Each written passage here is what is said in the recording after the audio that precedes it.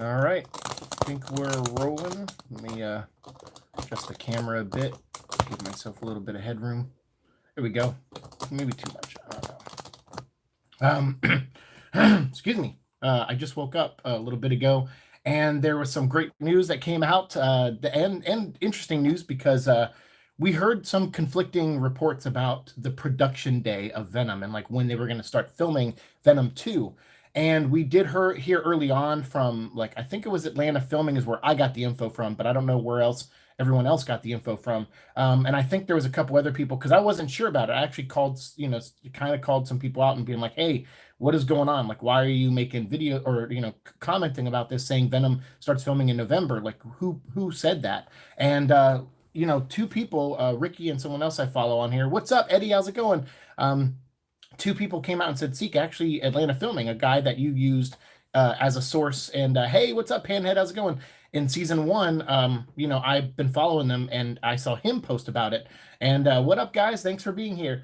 And excuse me, I'm still trying to get my voice and stuff. And so they, and I said, well, okay, Ricky, let me look into this. And sorry, reacted that way, but I just wasn't sure where this information came from. What's up, everyone? Danny, how you doing? What's up, Brandon? How's it going? Thank you all for being here. We are Venom, and today is day one of production of Venom 2. So that's what we're going to get to. So I'm just kind of going through my intro here, kind of saying how, like, leading to how I got this, like, saw the information the way you guys did. So I wasn't sure about the November film date because originally, what's up, Bruce? How's it going? Good to see you here live. All right. I'm glad you made it. I saw, we were like, oh, well, they might be filming. If Atlanta Filming's talking about it and the schedule was November, then that means they might be filming in Atlanta. But he even says, hey, don't use me as a source. So I was like, okay, well, let's see where this goes. Then we heard a couple months ago that they were going to move the filming to London and film in London, and so on sound stages and stuff. And that's why some people saw that picture of Blue, the dog, that Tom Hardy posted. I think he took the other picture down. He posted a picture this morning of him in the makeup chair saying, "Day one, here we go." Venom 2, hashtag We Are Venom 2, and I was like, "Cool, that's great. That was a great image to wake up to." And then he deleted it. And they're over in London, so they're on a different time zone. So he's probably been up since like 3, 4 a.m. doing makeup, and everything like that. No, you didn't miss anything. I just started. So Tom deleted that post for whatever reason. Maybe Sony said something to him or whatever, or maybe that's part of his strategy for, guerrilla marketing on this is like, hey, I'll release something and then I'll delete it, making people think they're not supposed to know it. And then that'll get people talking about it and sharing the image because, I'll leave it up long enough for someone to screen grab it. And then, it'll be on news sites. So if so, that's a very smart business tactic, I feel.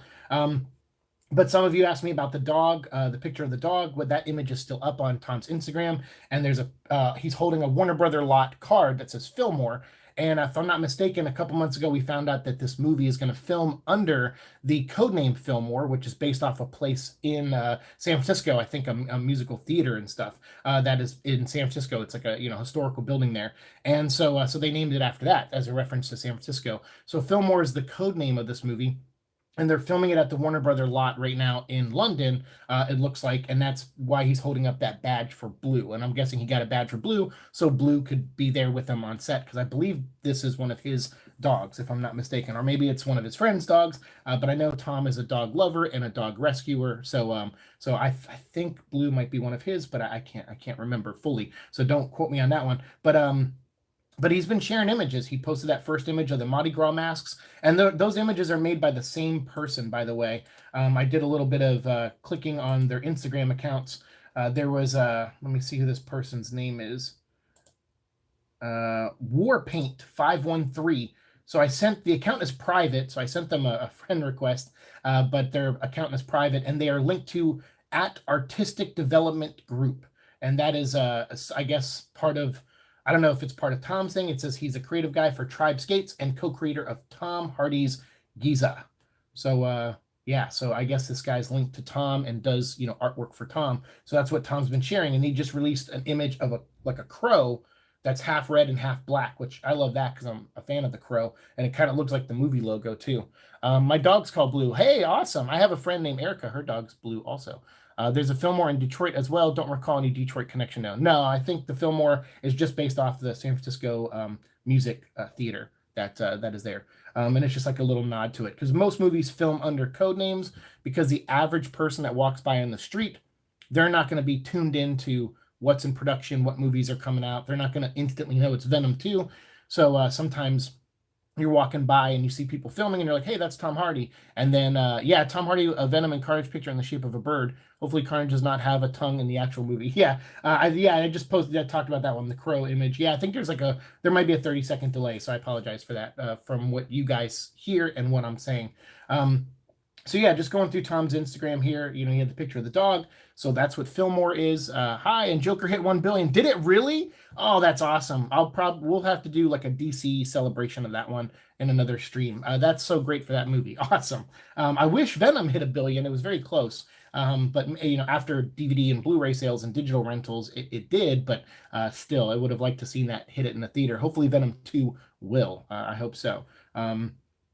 And so anyway, so let's go back to filming. So I thought the movie was in pre-production. That's at least what the last I had heard about it, was that the movie was in pre-production, but it looks like they wrapped pre-production either early or they just, went ahead of schedule. They just like went through it quickly. I do have a list here. Remember, I was going to make another video about what it, entails. And yeah, hopefully the sequel will for sure.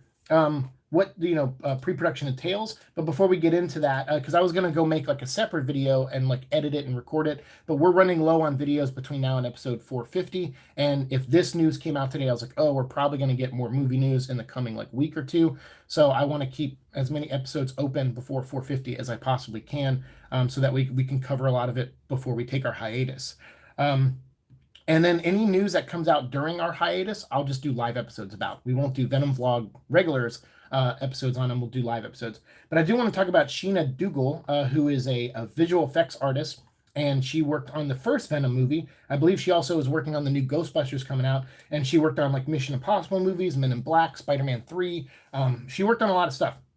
And apparently she is coming back for Venom 2, which is great. And she also just recently received a VES award, and that is the Visual Effects Society. She won an acclaimed visual effects supervisor, Sheena Dougal, as the forthcoming recipient of the VES award for creative excellence in recognition of her valuable contributions to the film entertainment industry. So big shout out to her. Hopefully Venom 2 will make bigger numbers when it comes out. Fingers crossed. Me too. Go to Instagram. He uploaded it.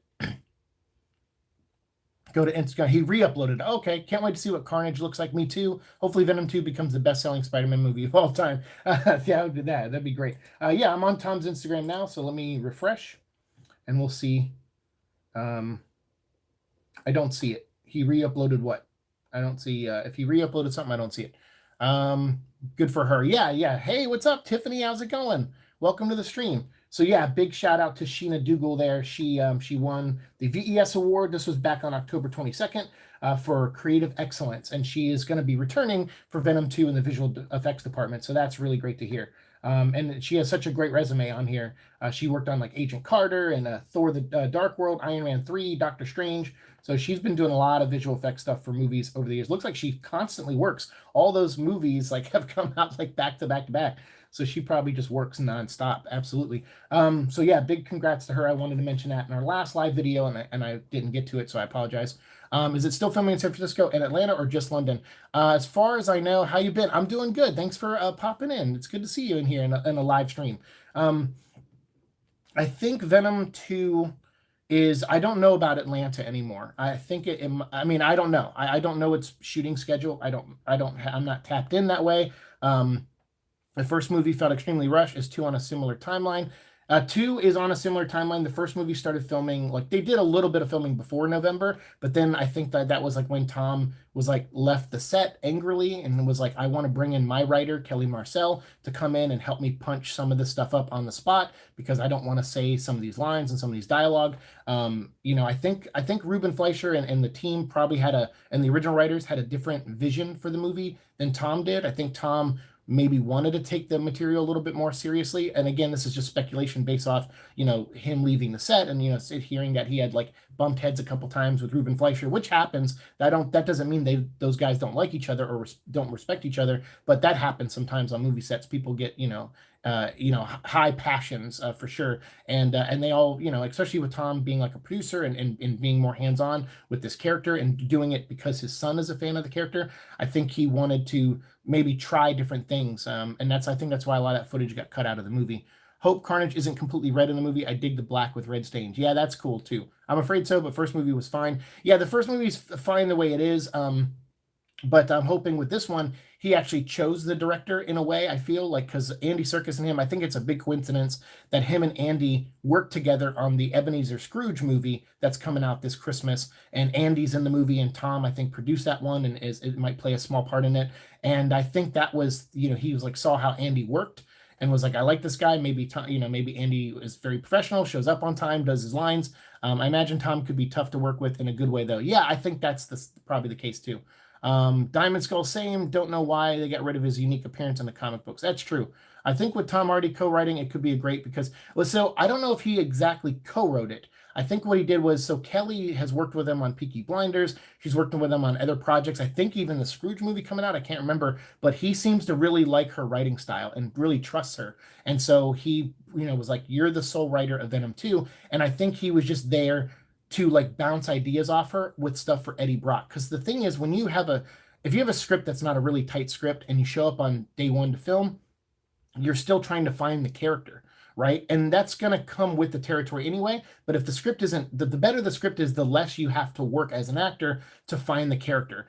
So I think Tom just was like, hey, I want to be involved in your writing process. So that way, when I show up on set day one, I know who this character is. And hopefully they paid that much attention to all the other characters, because I felt like Tom was the saving grace of the first movie. His performance and dedication to the character was really good. But I think, and he improvised a lot. Yeah, he did improvise a lot, dialogue and stuff like that in the first movie. But I think that's because of the script. I think he wasn't fully on board with the script, and that's why he brought Kelly in. So I think this time with Kelly there, I think he, probably will still allow himself some room to improvise if he needs to, but I think it was more to get the character strong on the page, so that way Tom can go in and just do his thing. And hopefully they do that, like I said, with other characters, because the other characters I felt like kind of suffered in the first movie. There wasn't a lot of standout people. There was a lot of great actors in the first movie, but not a lot of standout parts. And yeah, I think Tom is the reason why the movie came out more faithful too. I agree with that too. And I know from personal experience talking to him after our screening, when he did that, was nice enough to do the intro for our show. I know then, Super Killer. Well, Venom 2 started filming today, actually. So we'll get back to that here in a second. But yeah, Tom was, talking to him after seeing the first Venom movie at the screening with him and talking to him, he was like, please give me feedback. I really, I want to keep playing this character. I feel like we only scratched the surface, and I want to get back to it. So I'm so glad he's getting that opportunity. I'm so glad the movie made enough money to give him that chance to come back and do it maybe more the way he wants to do it. I think All Involved Venom 2 will definitely be much different. It'll definitely be different. The vibe will be different. I don't know if it'll have like an over-the-top goofy tone to it, but we'll see. I mean, maybe that's something Tom wants to keep. I don't know. That's something that certainly resonated with audiences to some degree. So, but also some critiques from a lot of audience members too. So it'll be interesting to see how they handle this one. I think with Carnage, it's probably better to not do over the top, too much. Maybe with certain characters, like maybe you can make Shriek a little over the top. But I feel like everything else should maybe be a little bit more reined in to some degree. So yeah, we'll see where it goes. But yeah, so production started today. So I thought the last I had heard was that the movie was in pre-production, and that was just basing off what the trades were saying, some of the major trades and stuff. But and I know some people are like, oh, you're hyped? Awesome, good, me too. I hope Avi doesn't cut loads of parts out like you hear he does. So I think was I saying on the last live stream, I like Venom movie. Tom did a great job, though I missed the douchebaggery attitude. Yeah, maybe we'll get a little bit more of that in this one. Maybe he'll be a little bit more cocky, and that'll lead to douchebaggery. And thank you guys for the 8 likes. Thank you, I appreciate that very much. And the 9 people watching, thank you all for being here. So with the second one, I guess with like filming and stuff, some people are like, dude, do you have a Sony contact? And I'm like, I don't have a Sony contact. I have people that, hear and know things that sometimes reach out to me, but I don't know who to trust, actually. I don't know if you know this, but I heard a rumor from an untrusty source on 4chan that Carnage is going to be some kind of mutant. I don't know anything about that. I hope not. I know Shriek is a mutant in the comics. Maybe someone's just getting their stories mixed up. I kind of hope they delay the film. I don't want it to be rushed. I think it's too late for that. I mean, the filming started, so it's kind of late for that. What's up? We are Venom. How's it going? Hopefully they keep the tone. If it was the tone the '90s comics had for the most part. Well, it depends on what story they're basing it off of. You right? So if they go Maximum Carnage, or that, yeah, obviously they're gonna probably go for that era. It makes sense to kind of have that tone. That's what the first movie kind of did. Lethal Protector a little bit, and Planet of the Symbiotes, and both of those had like a goofy, over the top '90s tone. So I guess it just depends, you know. But Maximum Carnage at times was a little bit more serious. So we'll see. Well, I guess it'll just depend on what stories they take their inspiration from fully. But the last I heard, so yeah, I don't have like a Sony contact. Sony isn't like that over here, from what I hear. I think they mainly just trust trades.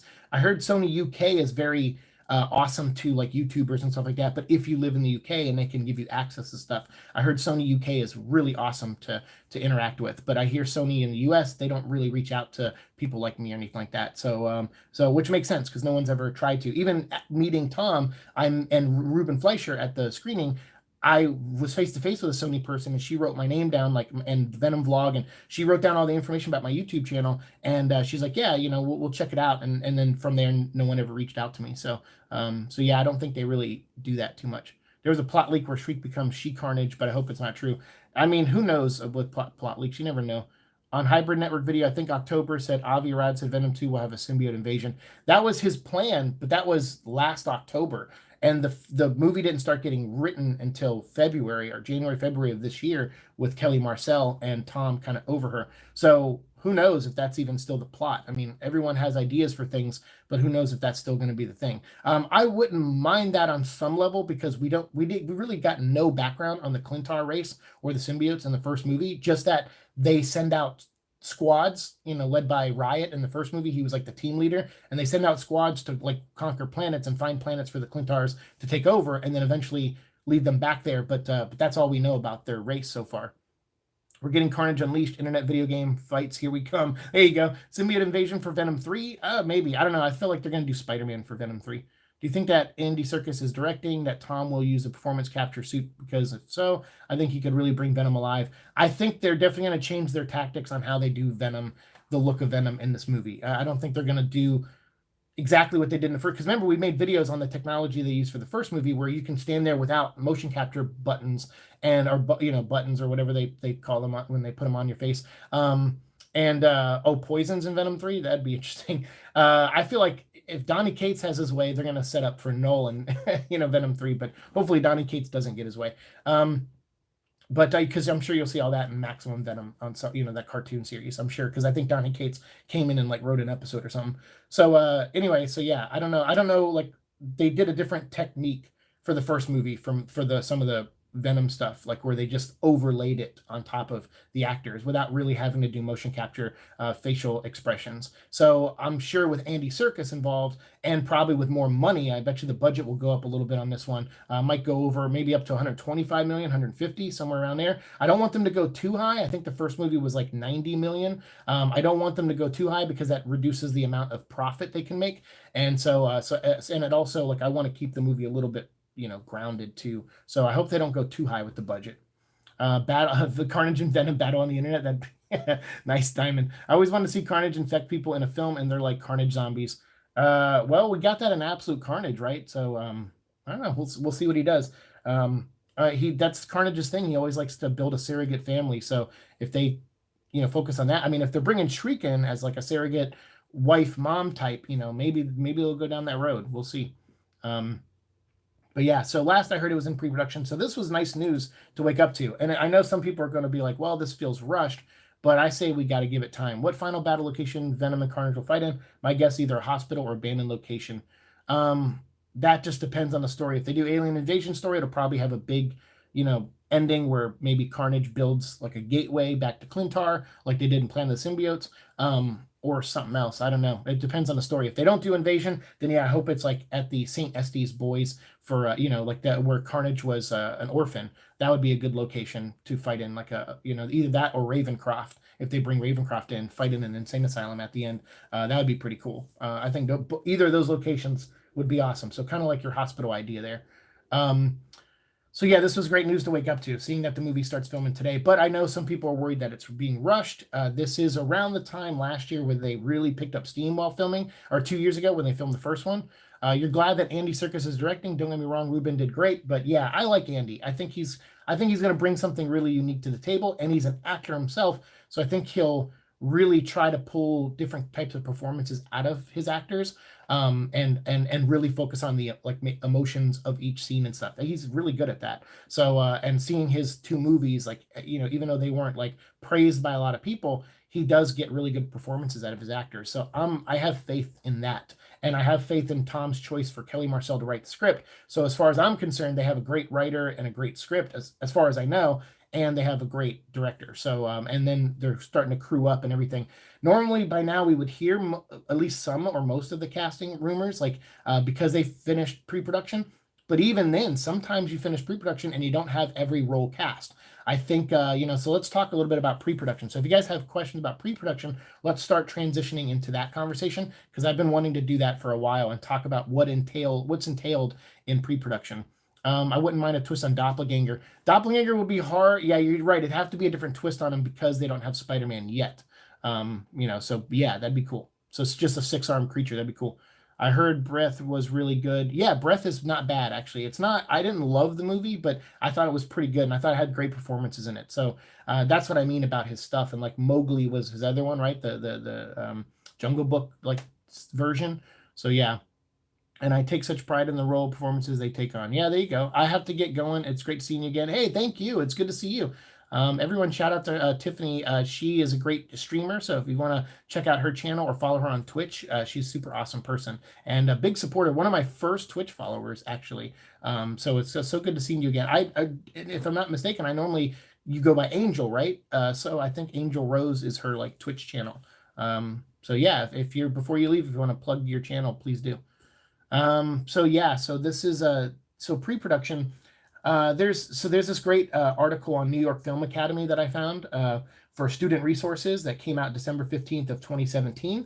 So when they were kind of like filming, Venom 1, this article came out. I was like, oh, that's cool. Let's check out what this says. And they talk about the 9 stages of pre-production. And what's really cool, if you want to see more of like hands-on pre-production stuff, Kevin, whether you're a fan of his or not, check out Kevin Smith's YouTube channel. He did this series called The Road to Reboot. And in those, he did like tech scouts, table reads. I don't know if they showed too much of the table reads, but he talked about it. But he kind of went through some of the stages of pre-production, that they did for the new Jay and Silent Bob reboot. I'm hoping they don't do invasion stuff. Yeah, I kind of feel you on that one. Like, I feel like the first movie did that a little bit and kind of dropped the ball a little bit with that story. So yeah, and I thought like them like, oh, we're taking a ship to Earth and it crash lands on Earth. Well, I guess they didn't take a ship to Earth. They were taking an asteroid. So maybe their original plans were kind of screwed up. Angel Rose 0785 is my Twitch. There you go. Thank you, Angel. Well, have a good day, okay? Panay Gaming actually wouldn't want that. Yeah, I wouldn't want that either. What is the difference in pre-production? So pre-production, like I said, there's I'm gonna maybe miss a few comments here. So give me a second. If I miss your comment, you want me to read it, just repost it when I'm done. So there's finalizing a shooting script. That's one stage of pre-production. So you want to make sure that the script, you're like, all right, this is the one. This is the one we're going to start filming, and this is the one we're going to go at. And I'll say a side note about Avi Arad. Someone said earlier, like, you hope he doesn't take stuff out. And I think it was Tom Rothman who I guess there was a rumor going around that he came into the editing room and chopped a bunch of stuff out of the first Venom movie too to get it down to a certain length or whatever. I don't know if any of that's true or not, but I do know that on Into the Spider-Verse, Chris Miller and Phil Lord, and of course they're gonna say positive things about the people they work with because they probably want to work with them again and stuff. But still, I like, as someone who's talked to them as well at the Spider-Verse premiere, thanks to my friend Andrew, I got to go to the Spider-Verse premiere and talk to those guys for a little bit, and I got a sense of them just being genuine fans and nerds. And so on the commentary track of Spider-Verse, they actually said Avi Arad, Amy Pascal, and Tom Rothman all pitched in really good ideas for Spider-Verse that they ended up using in the movie that changed from their original ideas. They're like, actually, these ideas were really good. And they say what they are. I can't remember off the top of my head what some of them were, but they said them in the commentary track. And I was like, wow, that's interesting, because normally we hear from trades and stuff, it's always negative. Everyone spreads negative stuff because that gets more clicks, right? And so negative news travels faster than positive news. I ultimately feel however you feel about Amy Pascal, Avi Arad, Tom Rothman, I'm sure they don't have like I'm sure there's never a time where they don't have good ideas. Most people are like that. Like even myself, when writing, I have bad ideas and sometimes I have good ideas. When I was a comic book editor, sometimes I would contribute a good idea and sometimes I wouldn't. You hear me in some of my reviews. Sometimes I'll mention something and you're like, Siike, I'm glad they didn't do that. And that's your job, is to at least contribute in some way. It's a collaborative effort. So I feel like, all right, we hear about some of the negatives, but maybe those guys have actually done, if they've done positive things for Spider-Verse, maybe they did positive things for Venom as well. Maybe some of the stuff we liked in the first Venom movie was because of them. But I do know that they believed in these projects. They believed in a solo Venom movie, and they believed in doing a completely different animation style for Spider-Verse. And the fact that their Spider-Verse didn't make a ton of money, and that they're going to do a sequel, shows that they believe in the project even more so than the money on some level. They're just like, hey, this is a good project, and we're going to stick with it. And that shows faith in something, and that's pretty good. So I don't know. I feel like those are positives for those guys, and it makes me double think, some maybe past criticisms I've given of them. So obviously, step one, or not step one, we're not going in order here, but this is just what New York Film Academy posted. Finalizing a shooting script, that's one stage of pre-production. Then you got to do storyboards and shot lists. So then you're going to have someone come in, and this isn't going to be the same for every movie. Some independent films work differently. Some bigger budget movies work differently. Marvel, they have their own stunt team and storyboard artists to do all their stuff for them. So they might do this stuff out of order sometimes. But you have storyboards and shot lists. So that's when you want to go through, and you have artists. One of my friends, he's a really good storyboard artist. He did like Agents of S.H.I.E.L.D. and he did a lot of other stuff. He's working in movies again now too. And I think he was almost going to work on the what was it? Silver Sable and Black Cat movie. He was scheduled to work on that, and then that movie went away. So that was a bummer for him, because I want my friend to have work, because he's a very talented dude. And don't worry, I'll get back to your comments in a second. So let me just go through these storyboards. And if I miss your comment, just repeat it when I'm done reading all this. So storyboards, that's when you go through and you just draw out like a comic book. You draw out what angles you'd like, and you bring those to the director, and the director will either approve them or say, oh, I don't know if that works for me, or retweak this a little bit, or we're actually going to do a different location for this now because we did a tech scout. So storyboards will change and they'll get updated, but that's one process, one stage of pre-production. Then of course, finding the right crew. You want to go through, and we saw that from the day Andy Serkis posted that he was going to direct this movie.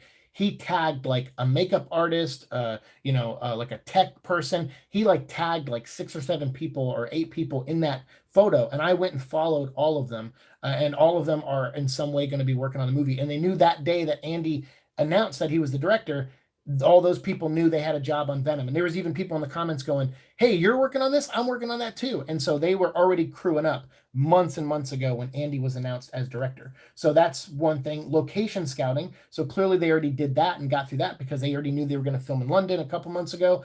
They knew they weren't going back to Atlanta. So far as we know, they're not going back to Atlanta. And I'm sure they're going to go back to San Francisco early next year. And that's how the first Venom movie did. There was maybe a couple months of pre-production for the first movie, and then they went into filming it, and then there was that little delay there, and then they went back to filming, and they shot in Atlanta for most of the time, and then they went and shot for 2 weeks in San Francisco, and did a lot of exterior shots. Sent a second unit. They did the stunt, motorcycle chase scene. All that was some of it was filmed in Atlanta, but they filmed most of it over in San Francisco. So location scouting is an important thing, and so they're probably already did all that if they're already filming. You want to create a proper budget, and you want to do your best to stick to it. That's a major step of pre-production, and that's usually done as the script is finalized, as the storyboards are realized, and mostly before tech scouts are even started. But sometimes, like I said, every movie is different, and sometimes people have to work at different paces. Andy Serkis is going to be Alfred in the new Batman movie. That was just announced. So I'm sure that's another reason why they're like, you know what, we're ready. Let's start filming. Let's try to get this movie out quickly, because in January, February, and March, I think they're going to be filming Batman, and Andy Serkis is going to need to take some time out to go film his scenes. And for all I know, I mean, he could maybe do it on the weekends. He could be like, hey, you know what? I can film on weekends, Monday through Friday. I'm working on Venom. He could easily come up with that schedule. He's a working dude. He's very like he's everywhere. That guy. He works on multiple projects at the same time all the time. So I have no doubt. And Alfred's probably not a huge role either in the new Batman movie. So he could probably film all of his stuff in the matter of like a week or two. So I'm not too concerned about him going back and forth. And then he'll come back and then start working on the post production of Venom after he films it. So then you got to choose your gear. Are you shooting digitally? Are you going old school with 16 millimeter? Are you saving money and shooting the entire film on your iPhone? You got to start figuring that stuff out. When you're and that's usually done, I think, even before Tech Scouts, but even when you're doing Tech Scouts, you might upgrade things. You might be like, well, this department's going to need this and this department's going to need that. So they're going to need different gear. Oh, well, you know what? We need a jib for this. Oh, you know what? We're going to need a drone for this scene. It's just like you come up with things like that. And that's what Tech Scouts are all about, is going through and doing a walkthrough of stuff and being like, all right, we're filming here. What are we going to need? And you go to locations after locations. And I saw a lot of that on Kevin Smith's things, because I've worked in movies before and TV and stuff. I've done some pre-production, but mostly I've worked in post-production, like editing and all that stuff. That was mostly where I, was working in TV and movies. But sometimes I would be on production for sets. Like I was on the set for like Green Hornet and like Get 'Em to the Greek and Iron Man 2. So there's been times where I've been on sets for movies when I worked over at Sony, and then like other studios used our space to film their movies and stuff.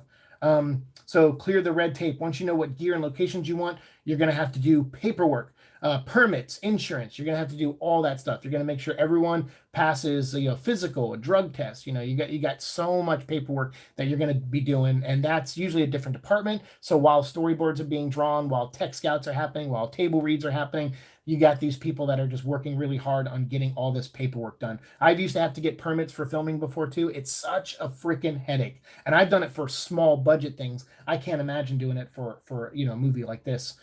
Find the right cast. That's the next step. You want to definitely start crewing up. And obviously, maybe even by the time pre-production's over, you won't have every actor in your movie. So when you do your table reads, you might have someone fill in for them. And you're like, all right, we're still casting that role. We're trying to finalize, or we're negotiating with their team or whatever. And that's when, because remember, what was it last year? They were like, oh, Soke Aluko, she was in Black Panther. She's going to be in Venom 1. And they revealed that like after Black Panther 2 came out, because they were trying to ride the coattails of press that Black Panther was getting. And they're like, oh, we have an actress from Black Panther in Venom, even though she played a very, very small part. And in Black Panther played a very small part. But it's timing those things for headlines, piggybacking off of other movies, so that way, and bringing interest to yours, and getting those headlines, getting those clicks, getting that news out there. So they're probably mostly crewed up, but they're going to slowly reveal who's in the movie over the course of time. And sometimes reveals come from when they're filming. They might film outside at London or San Francisco,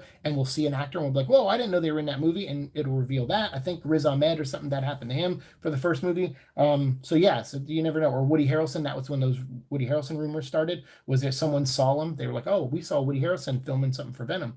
And then the last thing you want to do, rehearse. Make sure you know your lines. Make sure you know what time you have to be on set. Make sure you're in the makeup chair when you have to be there at 4 a.m., whatever it takes. And then make sure after you go through makeup for like 2 hours, you get on set. There's going to be standing around. Other people might be filming stuff, or they might not need you right away. There's a lot of standing around, a lot of hurry up and wait is what they say in production. And then by the time you get to filming, they want you to know your lines. They don't want you to hold anyone up. You got to be professional. Think of the little mistakes you make at your current job, like I sometimes will do. Imagine that in front of a crew of people where millions of dollars are being spent, and you screw up. Trust me, it's not a good feeling. It is not a good feeling at all. So rehearse. That's a major thing. So those are the 9 steps of pre-production. We have finalize shooting script, storyboards, and shot lists. Find the right crew, location scouting, and that'll include like Tech Scouts and other things like that. Create a proper budget, choose your gear, clear the red tape, what's all the paperwork, find the right cast, and rehearse. So, I'll try to add this later on when this video is done. I'll add this into a pinned comment down below this link, and you guys can go check out the pre-production, from this website at least. And then, if you guys got comments, go ahead and start posting them again, because I'm unable to read them right now. I'm going to try to, let me see if I can go to my channel here and actually tune in live. If I can do that, then I can go back and read all your comments. But yeah, so thanks for letting me go through that with you guys. I really wanted, I was going to make a separate video on that and on the other show. But like I said, with us running low on videos to make, I'm just like, let's just talk about, we'll just do a video where we talk about production and pre-production. So that's what entails in pre-production. And pre-production could go anywhere from like, 2 months to 4 months, depending on how big the production is. Could go longer sometimes. Sometimes you're working on stuff for years even sometimes. But I don't know if they would actually categorize that as pre-production for the most part. But I would say that once you start working on a movie, you're in pre-production, I feel. All right, so yeah, let me go live here. And I'll be able to read your comments. And thank you all for still being here. Thanks for the 12 likes. I appreciate it. Everyone who's coming in. Yeah, and we are trying to, I'm going to do more of these Venom Vlog lives now that I have the capability from my phone. I can do live streams, which is really great, and it's really easy to do. So this will be something we do more of in the future for sure. I mean, anything that's Agent Venom related and anything that's like, like that I maybe need to do a deep dive where I don't want the interruptions. We'll do, that's movie news. We'll do that in season 4. But for the most part, if we get movie news, I kind of am into doing it live, like talking about it live. If I have pictures and stuff to show, maybe I'll make those separate videos. But for the most part, if it's just conversation stuff, like I want to talk to you guys. That's the one thing I wanted to do with season 4 was be more interactive than we were in the previous seasons. And the best way to do that is with live content. At least for me, that's the tool I have right now. So yeah, I appreciate you guys being here. And if you have comments, go ahead and start posting them. But let me see if I can go back and read any, if it'll let me here. And thank you for, 13 likes. All right, thanks. I think our last video, we got like 15 or 16. So, and that was for our first episode. So that was pretty awesome. So it's great to see that we're already nearing that. And we still got like 20 minutes left. Here we go. So, all right, I got your comments here. What is the difference in pre-production? All right, so we just went through pre-production. Carnage does not need an invasion. He needs a maximum carnage. There you go, Georgie. How's it going, Georgie? Brendan Rohn says, I hope for an R rating, but I don't want them to think that all we want to see is blood, blood, blood. Well, yeah, thematically, you're right about R rating. Maybe that'll be, but I don't know. I mean, we'll see. I mean, with Joker being such a success, maybe they'll do it, but it just depends. Eddie's Mullet says, if they do maximum carnage, we better get a Love Gun reference. I just read the other day where they said that it wasn't going the maximum carnage route. Oh yeah, where'd you read that? We Are Venom. Because the thing is, I mean, like rumors, Reddit, like I don't pay attention to that stuff. Most people who talk about movies that are on YouTube and do articles, most of them don't even know how movies are made and have no sources. And that's what's really frustrating. There's been a couple times where I even made videos on stuff and I'm like, wow, I'm the only one making videos on this. And then I would see someone else, like a month or 2 later make an article. And I'm like, wow, they couldn't have got that from anywhere else except my channel. So, and they don't credit, they don't say what their sources are. If their sources are small people, they don't do it. And it's kind of frustrating because it's like, hey, I worked hard to dig for that Melora Walters information, and we went through the IMDb and everything and we kind of pieced things together and it was fun. I dedicated a good 15, 20 minutes. It's not a lot of work, but to go through and try to connect those dots and check out her Instagram and everything. And so it's a little bummer. It's like, oh man, a small shout out would have been nice. Like, or, hey, you know what, even if they don't link me directly, but just be like, hey, there's this show on YouTube that, talks about everything Venom, if you want Venom information. But I'm not as fast. I can't be as fast as some of these articles and stuff because they're sitting around looking for news to post and that's their job. Whereas me, like I have a full-time job and I have other things going on in my life. So sometimes I am late with stuff. I just am. So, we'll see if they go the maximum carnage route, though. We'll see. If Swordsman says if they're going to do maximum carnage, I think it would save it for a crossover movie with Venom Morbius. Yeah, I mean, I'd like to see them build up to that. If we see Carnage in this one and he just gets like defeated at the end, but he's not killed, and that way they leave it open to do that, that'll be great. Because then you can bring in Spider-Man, and then you can do Morbius has his movie. Then if you still want to do Silver Sable and Black Cat, they could somehow tie in. So or Craven or Madam Web or whatever they're planning. So yeah, I mean, whatever it is, I'm all for that. Yeah, I'd like to, if they're gonna do Maximum Carnage, I'd rather them not rush in this one, and like you said, save it for something else. But then again, I feel like they might not do a direct adaptation either of Maximum Carnage.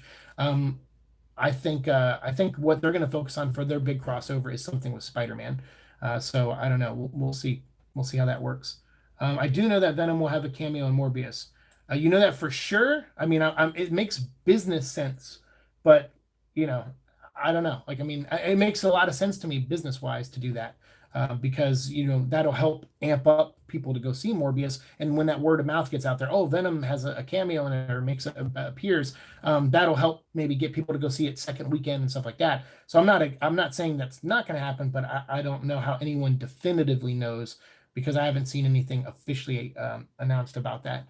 I hope we get a teaser trailer the same time as last time, not showing a lot because they really intrigued me and kept me. I hope they do the same thing too, Panhead. Yeah. And I'm sure if we see a teaser, because what was it last time? They filmed in like October, a little bit before October, then October, November, December, and then they had a teaser come out like in February, right? It was like that soon. It was like 2 weeks after they wrapped filming in San Francisco. It was like really quick. So yeah, we'll see. We'll see what they put together. That'd be nice though, especially if the movie comes, if Morbius comes out in the summer and Venom is sticking to its October release date, then yeah, I hope they're on the same track with trailers too. I actually like Donnie's Venom run. He is very creative. I just get tired of the dark, edgy horror stuff. I prefer the sci-fi stuff, and I'm a little bit weirded out by the symbiotes being demons. What? The symbiotes are demons? Um, I'm a little bit of the opposite. I think Donnie Cates has great concepts, but his execution and his dialogue and his pacing and his writing is I think is his he gets in his own way, I think. And I'm sure he'll get around that at some point. He'll evolve as a writer, and I know other people like his stuff, so he may not want to even try to evolve because he'll be like, yes, who cares what Venom Vlog says? Like all these other people love my stuff, and that's what he should focus on, sure. But he should always listen to criticism, and not saying my criticism's right, just my perspective on it and my opinion. He doesn't have to take anything I say to heart at all. He could just be like, he could say, screw Venom Vlog, I don't care. It doesn't hurt my feelings. I'm not a fan of his stuff.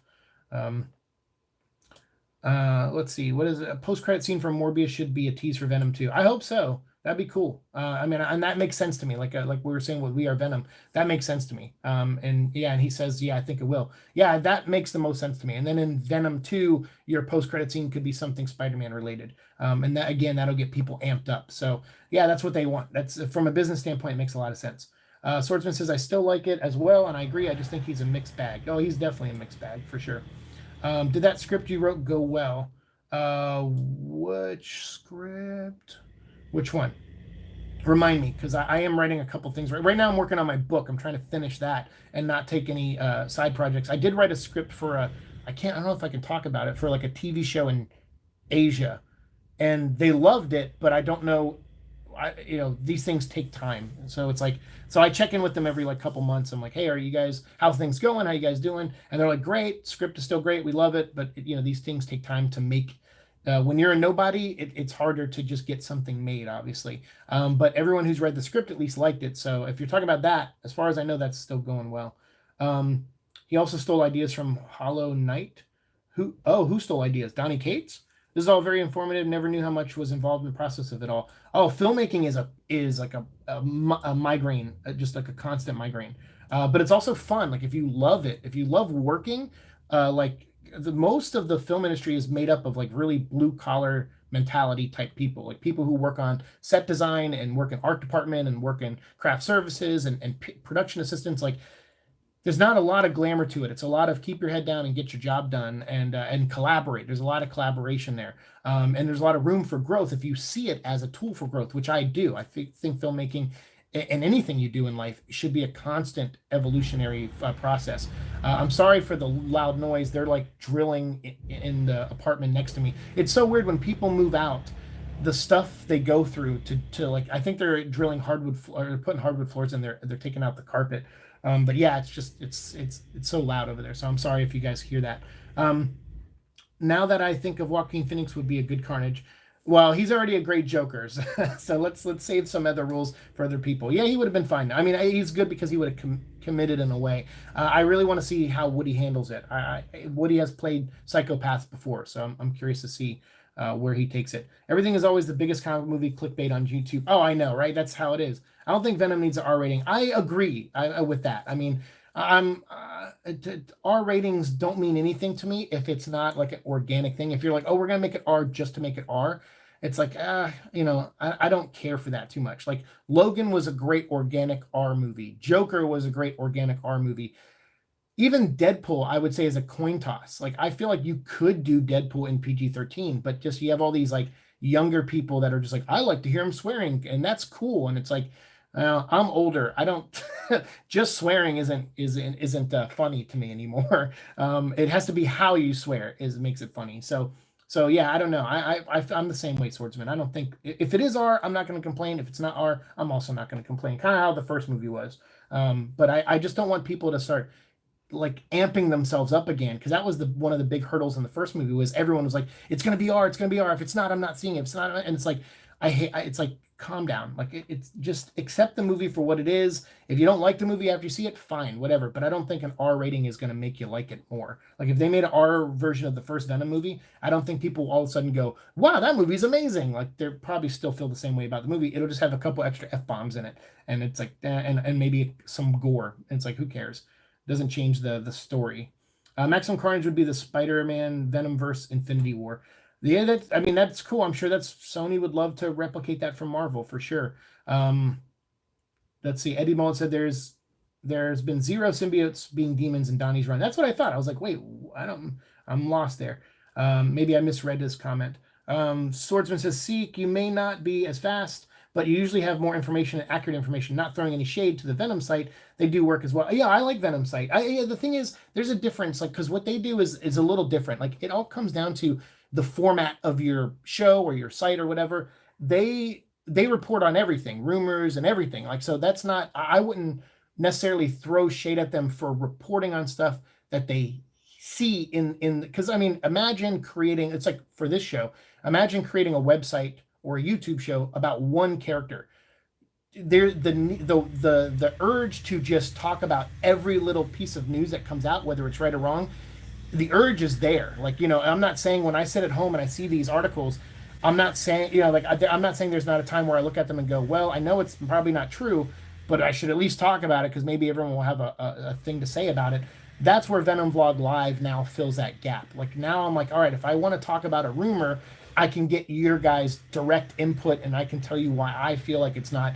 That way, when I do an episode that I actually sit and film and take time to edit and everything, and spend like a whole day or two on like doing 2 or 3 videos, that way those are as accurate information as I could possibly get. Sure, I'm still gonna make mistakes, but I try to make fewer, and I'll try to make fewer even now doing that format on our show for season 4 with movie news, and we'll just cover everything else here. We can talk about it in real time, which will be, I think, a little bit better for all of us. But thank you for the compliment. I mean, my goal is like I really liked the Raging Nation. He's a guy I like watching on YouTube. He talks about Transformer stuff, and he actually inspired me to create my channel many years ago. And he just sat around and talked about Transformer news, but he would only talk about it if it came from an official site, and I love that about him. And that's what he kind of taught me that. And then Dave the Film Junkie I really like too, because he does very similar things. He tries to he will just comment on any news article that goes up sometimes, but if he does a deep dive conversation about something like on a live stream, he usually tries to stick to the facts, and that's what I like about the guy. So yeah, I want to be more like that and less just regurgitating, and more like Eddie Brock wants to be, which is a good journalist, and that's what I want to try to do. Wow, that's loud, huh? Claw, hey, what's up, Claw? Claw says, I don't know, Eddie. I feel like them being servants to a Lord of Darkness makes them very demon-like. No, it makes them symbiotes. So yeah, I don't know. I'm not feeling the demon thing. Donnie has been accused of ripping off Cosmic Ghost Rider from an old Guardians book in the 90s. I know, I have that book. I talked about it in one of my Guardians or one of my Ghost Rider episodes. Yeah, no, I've had that book for, since the 90s actually. And yeah, there was a Ghost Rider on it, Ghost Rider 3000 or whatever. And yeah, he's in space flying on a motorcycle. The thing, and Donnie swears up and down that he just saw that book for the first time, recently. And I'm like, I don't, there's on one level, I don't doubt that because Guardians of the Galaxy was not a popular book in the 90s. That book got canceled pretty quick.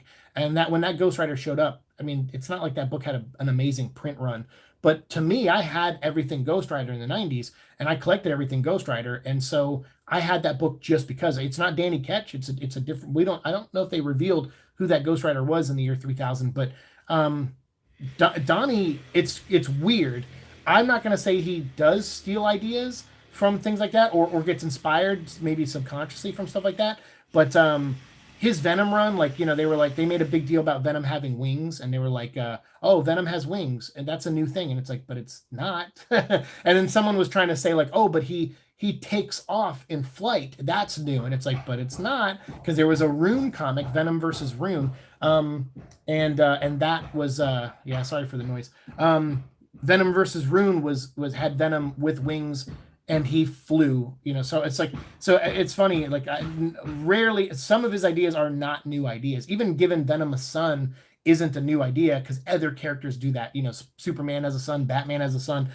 So it's definitely a trend now in comics to do stuff like that, but it's still like, I don't know. I mean, I'm not knocking the guy. I just, I don't care about like some of his concepts are still good. Like the idea of a symbiote god, that's neat, but then Null looks like a Castlevania knockoff character. So I'm like, I'm not. And then his dialogue in that Silver Surfer book was so bad that I'm just like, this is the one chance you had to sell me on this character. Now I'm not even looking forward to him coming into the books. Like they're like, Null's coming. I'm like, great. He's just going to come in and have terrible, lofty dialogue where he's just going to go like, the world should, bow to me. It's just like, oh my God, dude, like, come on, come up with a different, just come up with a different motivation for the guy. He's so boring. I can't wait for one day, like 10 years from now, when someone else writes a Null story and they actually make him interesting. That's what I look forward to. So it's like, Donnie, thanks for laying the groundwork. Someone hopefully better will come along and execute your ideas better than you are. Maximum Carnage would be, oh yeah, blah, blah, blah. Let me go down. Sorry, I'm skipping. Donnie was accused of stealing. Yep, so that's where we left off. Yeah, so I don't know about him stealing. I mean, if he says he didn't, you got to take people for their word, but whatever. It's just coincidental. A lot of his ideas are 90s ideas. It's just like, so when the Cosmic Ghost Rider thing came up, I'm just like, oh, that's interesting. But I said that from the get-go. When I first saw Cosmic Ghost Rider, I was like, oh, that's like the Guardians book from the 90s. Yeah, while not actual demons, the Clintar used to be an Eldritch force thanks to Donnie's retcons. Well, yeah, there you go. Okay. But yeah, I mean, the retcons, that's the other thing is, it's one thing to add to a continuity. It's another thing to just retcon like a bunch of things just to so your story makes sense. And it's like, I feel like he could have added some of these ideas without retconning things. That's where my biggest beef with his writing is when it comes to Venom. And the only reason I'm so passionate about that is because I do a show about Venom. Like if he writes other characters, I don't care. Like I'm not a huge Guardians of the Galaxy fan, so I don't care what he does in that book. Silver Surfer, I'm like, yeah, it was fine. I love Silver Surfer as a character, but only from a couple runs of his. Like I'm not like the world's biggest Silver Surfer fan, but I do love Fantastic Four, and I know he appears a lot with them. So when he shows up in those books, I get excited. But I don't really care what he does with other characters because I'm not invested. If he started writing X-Men, you better believe my microscope on him would get even more intense because I'd be like, wait, what are you doing with X-Men? Alien vs. Predator Requiem is a bad example of how to do R for fans. Terrible plot logic. Woman gets killed just before a baby was born, and I couldn't see a darn thing. Even Venom looks brighter. Yeah, Alien vs. Predator Requiem is a kind of a guilty pleasure of mine, but I 100% agree that they did R because they were like, well, fans complained about the PG-13 first one, and it's like, yeah, whatever. Maybe the first one should have been R anyway, but they were trying to bring in a bigger audience. And I don't know, I guess it made money. What's up, Ricky? How's it going? I was mentioning you earlier about we were talking about production stuff and and everything and where news comes from and everything, and I had mentioned earlier. So yeah, I think you're right. I think you're the same Ricky that we talk on Twitter and Instagram. How are you, dude? I appreciate what Donnie's doing. Not that it's perfect. Venom's origin was a convoluted mess from all the minis in the 90s. He's just trying to clean it up. I don't agree with that at all. I don't think Venom's origin was a mess in the 90s. I feel like they kept adding things to his origin. And yeah, like, because we went through all those books in depth, most of the 90s stuff. We still got a little bit more to go. But as far as his origin, yes, there's room for debate there. Like me and Swordsman debate all the time whether we think Eddie was right about Sin Eater or not. That is definitely up to debate, but even that is really only muddled because of that storyline that came out in the 2000s that we did recently with Axis. That is really what muddied it even more, because that's the thing Swordsman goes back to when we debate this stuff. So I don't know. I didn't find his origin to be a problem that much. His origin was pretty clear cut. He was a kid who, especially with Dark Origin when that came in, I felt like that clarified some things. I know a lot of people don't like that book, but as far as his childhood and what kind of child he was, and he had a sister, like I felt like that did an okay enough job to establish what kind of person Eddie was. And the fact that he is prone to mistakes, almost like a self-destructive way. But that's what also makes him interesting to me as a character. I like that he's not perfect. He wants to do good, but he doesn't know how sometimes, or he does it, or he goes about it the wrong way, like stealing his neighbor's cat and then bringing it back to her saying, "Hey, I found your cat." Like that's pretty messed up. And that's even something they quoted in the movie. In one of the deleted scenes, he said, "I used to take my neighbor's toys and then say I found them just so I could try to make friends." And and I'm like, that's a great character moment. I wish that line wasn't cut from the movie, because that does help you understand why his compass is a little off, and why he would make a mistake with Anne, where like he read her emails when that's the wrong thing to do, but he did it anyway, and he used that as a source to try to out the Life Foundation, because he's flawed, and that's what I like about the character. That's what makes him interesting to me. If he's not flawed, then I'm not as invested in Eddie Brock. What's up, Loney? How's it going? I wonder if Kate is a fan of World of Darkness. Yeah, right. He'll say he's not, but he probably is. Do you think we'll get more info on Venom's Home Planet sequel? I'm sure that's what they're going to do with Carnage. I just hope they start playing the genetic memories up more, because that would be an easy way for exposition about their planet. Is Venom could give birth to Carnage, and then all those memories could pass to Cletus, and Cletus can see the home world, and there could be a scene where he's like in first person, seeing through this symbiote's eyes, and you can see what Clintar's like, and kind of understand their lifestyle there, and what their goals are. I think that's an easy way to do exposition, is use the memory transfer. So hopefully they do that in the second movie, because I think that's just an easy way to explain things. Now if I call him out, he says Venom is what? If I call him out, he says Venom is a boy. Now I can call him out if he says Venom is a boy. Oh, gotcha. Yeah, Eddie found he texted me a great image. I don't know if he can post that in the chat, but he texted me or posted on Instagram or Twitter or something so people can see it. But yeah, please follow Eddie's mullet. Really nice guy. He found an image where it was a what if comic where Eddie refers to the symbiote as a she. Even though it's mostly genderless, because they reproduce asexually, obviously. So they're kind of maybe both, or just genderless in general, because they reproduce asexually. So, but there was a comic, I guess, in a What If where they mentioned it is a female. So there you go. I think I spelled his name wrong. Apologies. That's okay. No, I know who you're talking about. In Donnie's run, the symbiotes are described as non-organic creatures made by a god of darkness to take control of our bodies. That's the definition of demons. Dude, you can whatever. If you think they're demons, fine. I don't agree. The definition of demon is a supernatural evil being that turned against God. I mean, yeah. So yeah, I'm not going to have this debate with you. It's a pointless argument to have. So I'm just going to move on. It's why all demons and Oh, you guys still talking about that? Fine. Dope man, yeah, that's me. Thanks. Hope to get some news coming up for us to post. Hope you've been feeling better. I'm getting there. So my arm that was that dislocated, my shoulder, months and months ago, earlier this year, after I hurt my back, that has been acting up again. And my head has been killing me lately, but my chest and my cough has gotten a lot better. So I'm happy about that. Yeah, demons of broad description. I don't care if you call it doesn't matter to me, whatever. Because there are demons in Marvel comics. But I don't care. You want to call them demons, then that's fine. If they seem like demons to you, then that's fine with me. Everyone's allowed to have their own interpretation of stuff. It's not wrong if that's what you think they are. It's not wrong. I just don't agree with it, but that's fine that you feel that way.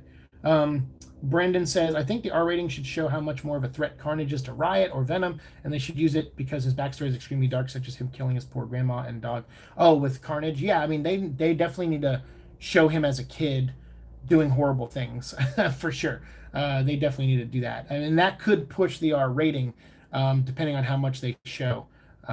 So yeah, we'll see. Hey, Alad, how's it going? Welcome. Hello. Shoya, how's it going? Hello, everyone. I love your content. Hey, I like that you love my content, and I love you back. We are Venom, so if you're having a good time here, then welcome to the family. We appreciate it, and thanks for saying the nice things about the content. I'm trying, season 4. I'm definitely gonna try to do more new things if I can. I'm still been, 2 years of doing this and 400 plus episodes, and I still have trouble getting interviews sometimes. So I'm gonna try to keep at that. One problem too is that I don't do this full time. I bet you if I didn't have a job and I just sat at home and made content all day, one, I feel like I wouldn't be as picky with my content, so I would probably just pump things out, and that wouldn't make me happy.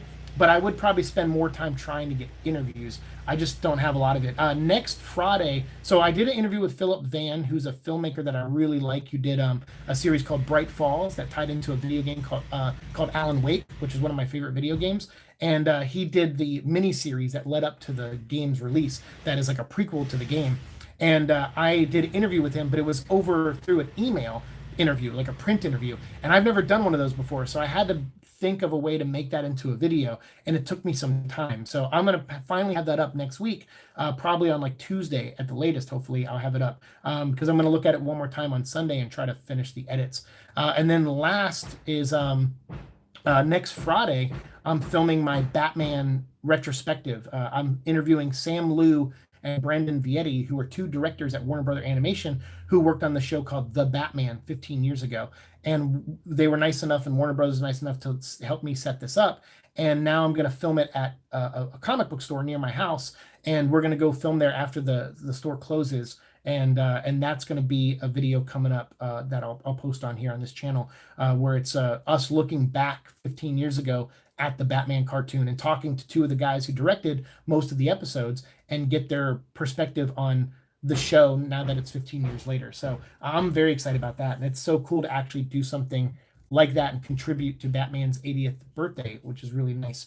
So look forward to that. So I'll have more stuff on here. DC is really easy to talk to and try to set up interviews with. And the problem is I don't make a ton of DC content, but that's going to change, because if they're going to give me access to stuff, then I'm going to use that access. It's a bummer. Marvel won't, I granted, I haven't really reached out to some people at Marvel, but the some people I haven't had a lot of luck, and they'll say, oh yeah, I'll do that. And then we lose touch or whatever. It just doesn't happen. So yeah, I don't know. We'll see. But I have better luck with DC, which is fine. I'm actually a bigger DC fan anyway, so I'm okay with that. Hello, everyone. Take that, Tumblrites. It's great to hear your voice, Siike. Oh, thank you, Lonely. It's great to see your words on screen and read them out loud. Gotta go, Siike. I enjoyed the discussion. Hey, thank you, Brendan. Yeah, we're going to be wrapping up soon. It's past the hour marker, so in about 10 minutes, we're going to wrap this up. We need a compilation of Cassidy doing crazy things, or an action scene where Carnage blood kills a Ravencroft soldiers. Yeah. Oh, yeah. We need like a scene from like X2 or Logan, I guess, maybe if you want the R-rated version, but where he's just going down the hallways killing people. Yeah, that would work. Something that bothered me in the first movie was the Red Veins and Riot. If he was worried that they're going to use Riot to bring Carnage, it has me worried that they are going to use Riot to bring... Oh, I see. Well, Riot pretty much blew up in a spaceship. So I don't know if any of him survived that, but who knows? Maybe he gave birth before he died. I don't know. I hope they keep the dynamic with Venom being the one who births Carnage, because I like when Carnage calls Venom Dad. I always like that. He's like, come on, Dad. I'm just killing people here. So yeah, I like that dynamic. So hopefully they keep that going. Something that bothered me. Oh yeah, I just read that. Cool man. Thank you a lot. Suki, how's it going? I'm late again. I just woke up. That's okay. Well, this was an impromptu video because obviously they announced today that they're filming Venom 2. If you haven't been on Instagram yet, they made an official post about it. Tom Hardy did. He took it down. Someone said he reposted it, but I didn't see it reposted. Let me refresh again. But he did post some stuff on his Instagram page, and yeah, no, it's not reposted. So yeah, so that's why we're doing this live discussion, because I was like, well, what better way to celebrate the movie being in production or filming today than that? So yeah, it looks like they're going to try to stick to that November release date. So that's a lot of crunch time. But hopefully, Andy Serkis has been on this project for months. Hopefully all the pre-production stuff went really smoothly. Hopefully they pinned down the looks of Carnage and Venom, and they most likely already have visual effects teams working on it, because that's what they do. Even before filming, they have to get a lot of that stuff down and the models ready and everything, so that way. And again, it depends on what technology they're using to capture Venom and Carnage. If they're going to do the methods they did in the first movie, or if they're going to do something new. So we'll find all that out soon, I'm very sure. With the movie now in production and filming, we're just gonna the ball's rolling. We're gonna start getting a lot more stuff, which is great. This is happening. I was prepared for January to start and the movie to get pushed back a few months. So this is great for me, because then I'm like, good, now I have movie content to make again, which was the whole point of starting this channel. I love talking about the comics, but really, we're here for the movie stuff. I mean, that's our bread and butter there. That's what I like the most. The good thing about PG-13 is that they already know that they have to make Carnage into a PG-13 filter. So exactly. So by planning it, I feel like they can cater the character more towards that, which will be good, because then it'll hopefully feel more organic to the story that they're telling. That's the key here. Because it's hard, like when you make things, you got to take the fandom part out and you got to look at what works. And so that's the key. I mean, you got to still, the fandom part still got to be there on some level, but the professional side, the side that is more focused. Because when you're a fan, like I'm a fan, my brain is all over the place. I want this, I want that, I want to see this. It's like there's so many things that you want to see, but as the professional, as the filmmaker, and as the actor, and whoever, the writer of these movies and stuff, and the producers, like they have to focus. You have to be like, all right, this is the story we're telling. It's going to be different from the comics. There's no way around it. We can't do an exact translation of the last movie, and we got to respect that. And we also got to find ways to move those characters forward and involve those characters and those versions of the characters. So it is you gotta really detach yourself in some ways. I'm sure Riot is fine. He could just walk it off. Yeah, there you go. A lot says in Absolute Carnage, why nobody mentioned Toxin? Is Toxin the symbiote still around? I can't remember, but yeah, that's a good point. We were also talking about Ben Reilly and Dr. Octopus, how they're both alive again in new clone bodies, but both of them were possessed by symbiotes at one point. So I was wondering why they weren't mentioned, because I'm sure they have a codex in them still, or at least a cloned version of a codex.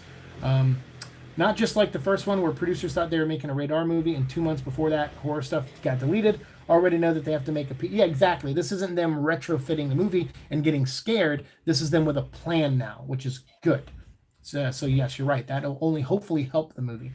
And what projects did you work in, film, series, etc.? I worked on a lot of reality shows, because those are easy jobs to get out here in LA. So like Dancing with the Stars, On the Lot, Apprentice, a lot of Mark Burnett shows. Jingles, Bully Beatdown, like there was a lot of that. But in between that, I worked at Sony too, and so there was like any movies they were filming there, I had access to those sets. So there was like a Green Hornet, Get Him to the Greek, Iron Man 2, the ending of Iron Man 1 when Nick Fury shows up. I was there when they filmed that. I was outside. It was a closed set, but they filmed it like I was really close. It was like a month or 2 months before the movie went into theaters. I think because or maybe they did a reshoot of it or something. But yeah, they went in there and they had Nick Fury, and they had the set from the Iron Man house, and they had him going in and hearing, you're part of the Avenger Initiative. So like I saw a lot of stuff working at Sony. It was a really cool place. A lot of Adam Sandler projects that they filmed there and worked on, because he has his offices there, Happy Madison. A lot of Spider-Man stuff I saw, a lot of Resident Evil stuff I saw too. So yeah, I mean, and I'm a big fan of all that stuff. I don't like the Resident Evil movies, but I love Resident Evil. So being around that stuff, and they were like throwing things away in the dumpsters, like just like all this cool stuff. And I'm like, so I actually at one point decorated my apartment out here in LA, one of my first apartments, with all this Resident Evil. I think it was the third one, the one where they're in the desert. Yeah, I think I can't remember the name of that one, but Extinction. I think I had a bunch of Extinction stuff, like cardboard cutouts of Mila Jovovich, like hanging on my wall, like and like zombies and stuff. Like they had all these cool. They tore all the offices down and threw all the stuff away, and I was like, I went dumpster diving, and I asked if I could, because you can get in trouble for doing that. But I was like, can I do that? They're like, whatever. The person I asked was like, I don't care, whatever you want to do. I worked on American Gladiators. Yeah, I worked on a lot of stuff. Yeah, unfortunately though, because of the stamina you need to do those things, after my aneurysm, I suffer from fatigue a lot. So like I can do a retail job mostly, and then I come home and I pass out because I'm so exhausted from standing and dealing with people all day and stuff. Takes a lot of energy out of me. It's hard to do, and And so I couldn't do a set. Like I PA'd like a couple years ago, and it almost put me in the hospital. That's how exhausting being a PA is. You have to like and I'm very hands-on. I like to lift things, and I know how to build lights and do lighting because I used to work in lighting and an art department too. So I would help out a lot of departments, even though that's not really allowed out here because of unions. But I would, because I like learning stuff. So I'm like, I'm a hands-on learner, and yeah, it almost put me in the hospital. So I was like, yeah, I can't PA anymore. I had to take a week. I actually lost money because I worked for 2 days on a production, and then I had to take a week off work because I was hurting that much. So yeah, I can't do that stuff anymore. YouTube is very bad at live stream notifications. You may want to do a notification prior to going live. I did. I posted on Instagram and Twitter. I gave everyone 30-minute heads up. So yeah, I guess I could have posted here. I could do a post on here, but I did that yesterday, and that didn't really help out too much either. Carnage sometimes refers Venom grandpa, brother, or just daddy. Yeah, no. So I like that. I hope they keep that dynamic. The look for Venom at least should be easy enough since they already made it in the first movie. Unless they change it, unless Andy Serkis has a different vision for the character, then yeah, you're right on some level, but they still have to do a lot of stuff from scratch. And so I don't know. We'll see. Venom he may still be big, but they may change the eyes, they may change the chest now, like you never know. Like there's actually a lot of things they could do differently. But then they also have to build Carnage from scratch too, so that's going to be fun. Donnie said Toxin was in that mass grave, although that doesn't really answer where Jubileal. Oh, I gotcha. Oh, he was in the mass grave? Okay. I might have missed that part. Venom deserves the R rating. PG-13 with Carnage is the same sentence is weird for me. Well, you watched Carnage on the Spider-Man cartoon in the 90s, and that was PG. It wasn't even PG-13. So no, and they did fine. I liked him in the cartoon. He was like sucking the souls out of people for Dormammu. So yeah, that was still cool. I liked it. Donnie never had a symbiote in his own body. Doc never had a symbiote in his own body. No, you're right, but he did that's right. He was in Peter's body. Oh yeah, you're right. Because I was like, he's in a new clone body now. So would that transfer? Because he's a clone of Peter. So would that codex transfer? That's the point I was trying to make. Yeah, I know he wasn't in Doc Ock's body when the symbiote merged with him, but wouldn't? That's what I'm saying. Because if I would assume Ben has a symbiote too, because he merged with Carnage. But even the new Ben Reilly is a clone of a clone of a clone of Ben. But I would assume the codex can transfer to clones, or like some version of it, like it's a clone transfer, clone codex, because that's what the in Weapon Plus, those were all clones of symbiotes that were on those Weapon Plus soldiers, and Carnage still ate their codexes. So I guess it doesn't matter if he gets a real codex or a clone one, he'll still eat it. That mass grave thing feel like a lazy plot point. Yeah, because nothing so far has come from it. I'm thinking in the next issue, they're gonna because remember Venom flew up at the end of issue 4 to fight Carnage, and stop him from leaving Earth's atmosphere or whatever. I think they're gonna crash in that mass. Venom's gonna bring Carnage down, and they're gonna land near that mass grave, and that'll bring that plot point back. If they don't, then you're right. It is very lazy, but I feel like it might come back in the next issue. Hey, Siike, don't forget to make your very own wish list on what you want in Venom 2. You know what? That's a good idea. Maybe that'll be the first video for season 4, maybe, or we can do that as a live episode. You guys let me know. I think I'll do a recorded episode for that. If it's a wish list, that's a good idea. Actually, that'd be fun. Thank you, Shoya. That's a great recommendation. So I will. If we can do it before end of this season, I will. But if not, we'll do it the first episode of season 4. Suki Shadow, why the comics weren't the R equivalent? Yeah, that's what I'm saying. The comics weren't even R, because like when Carnage first appeared in the comics, that didn't say mature readers only. So again, you only know Carnage for the most part as a PG or PG-13 character.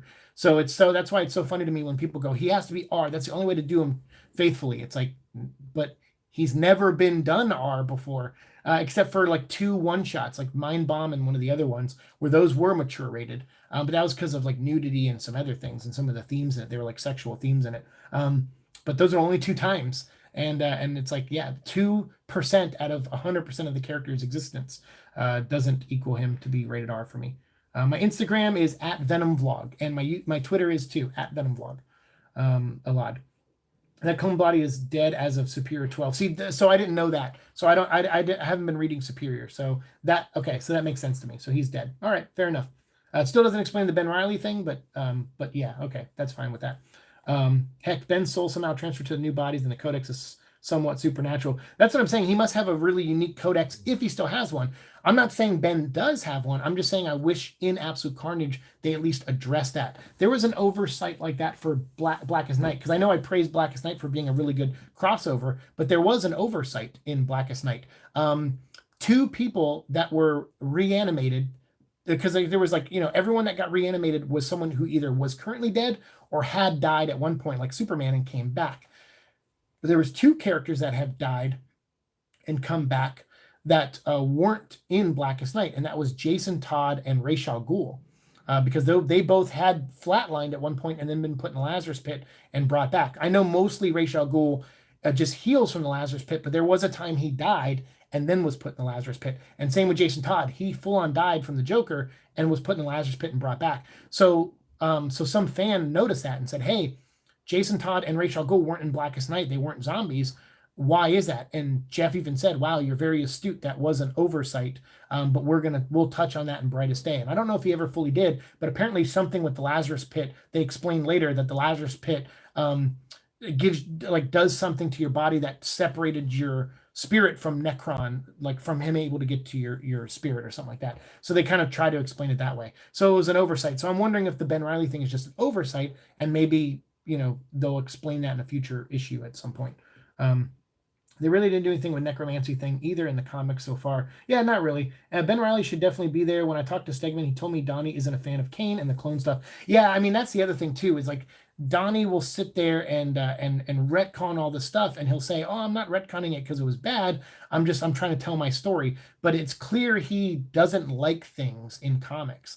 And he'll avoid stuff like Kane and I know Ryan Stegman, he loves Kane because he drew that Scarlet Spider series that was really, really good. I think Chris Yost wrote it, where Kane was in Houston, Texas, and that was a great series. And yeah, Stegman was the artist on some of that run, and so I know Stegman's a big fan of that character, and yeah, so I that's one of those times where I wish Donnie would let his artist have more input in some of the story stuff, and he probably does to some degree, but in this regard, it's like if I'm working with an artist and they say, hey, I love this character, I write that character. I go, you know what? Even if I don't know who the character is, and I can say that because I work, I've done that in comics before, where an artist will go, I really want to draw this. And I go, okay, well, I'm going to figure out a way to put a giant Tyrannosaurus Rex in this storyline then. And that's just what you do. I mean, I remember Jeff Loeb said that about Hush. Jim Lee said, these are the characters I want to draw. And Jeff Loeb wrote a story that squeezed in as many of those characters as he could get. He didn't get everybody. I think he said, I couldn't get Mr. Freeze or Bane in, but I got everybody else that Jim Lee wanted to draw in or something like that. So yeah, that's the whole point of comics and movie making and storytelling is collaboration, unless you're writing a novel. And even then you're still collaborating on somewhat with some editors. So it's weird to me that he would not listen to his artist, like especially when he praises his artist so much. That just shows where he has a little bit of an ego, I think. And I'm sure he might squeeze Kane in down the road, but I don't know. Yeah, you're right. Kane should have been in this storyline. So should Ben.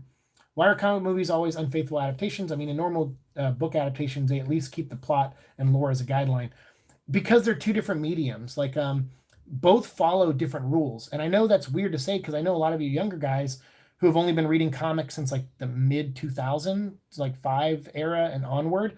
Like a lot of you who grew up with the Marvel movies and stuff, like or who are like in your 20s, you probably only know comic books as like they're formatted like movies. They're written for trade paperback, so they have like 3-act structures and stuff. For the most part, like not a lot of comics do, but there was a time where a lot of comics, when I read them now, especially indie comics, I'm like, this is just their screenplays. Like, oh, this is Kyle Higgins' screenplay for a movie. That's all this is.